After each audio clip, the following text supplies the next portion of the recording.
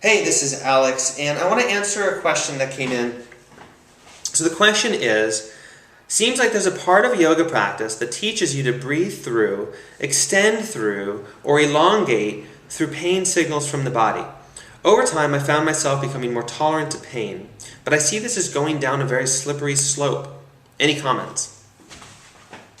So there's two pieces that the person who asked this question might be addressing, and I want to see if I can answer hopefully both of them.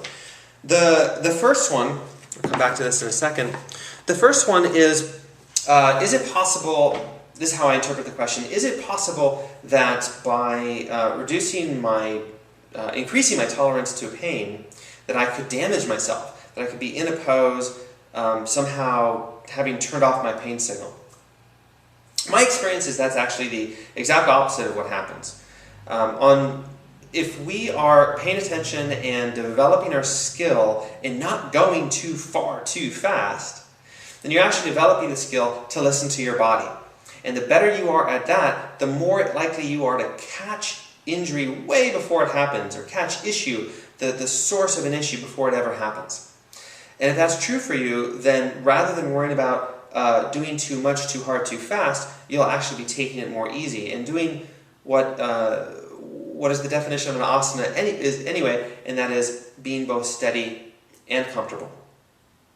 The other half of the question now might be related to in terms of the breathing and stress and pain.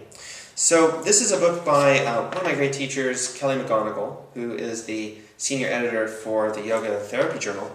And she writes, pain is a protective mind-body response. Pain is a protective mind-body response.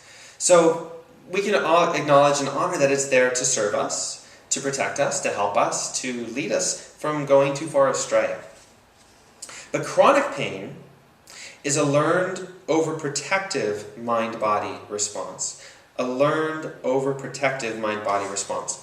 Now, what this means to me is we have a habit that if we have chronic pain that's not going away, and it's clearly not because I hurt my shoulder doing Vrashisthasana, if I have a pattern of pain,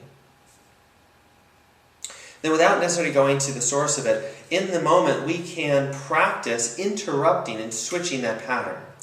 And even though pranayama wasn't designed for this, it was designed to contain our energies, to work with that energy so we can be enlightened.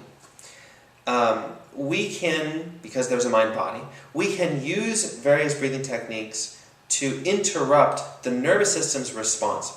Now, breathing is that interface between our mind and our body, between our subjectivity and this great thing that moves through the world. So, when we work with our breathing, we can start to facilitate a relaxation of your nervous system. Chronic pain is going to be associated with a heightening or a response, a fight, a reaction of the nervous system.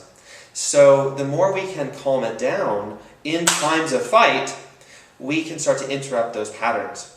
And I've had lots and lots of success with people with lots of pain in short amounts of time, changing their pain response. People going from a subjective level of discomfort, 7 to a 3 in 5 to 10 minutes through some gentle meditation.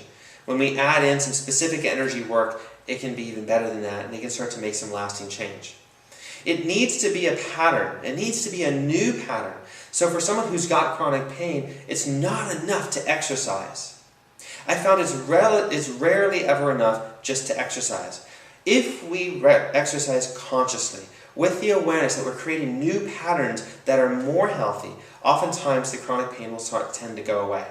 And we can use the breathing practices to reduce the chronic pain in itself. To jump back to the original, or the other interpretation, is it a slippery slope if I reduce my pain in the moment while I'm in a pose? Hopefully you start to recognize the distinction between sensation on the one hand and pain, danger, a protective response on the other. And if you can make that distinction, then whatever pose you'll do will be more beneficial. You get more out of it, and it won't hurt you in the long run. So I hope that's helpful. If you have any questions or you want to poke a little bit deeper into anything I've said, write down below your comments or send me an email at alex@ iglesia.com. Thanks.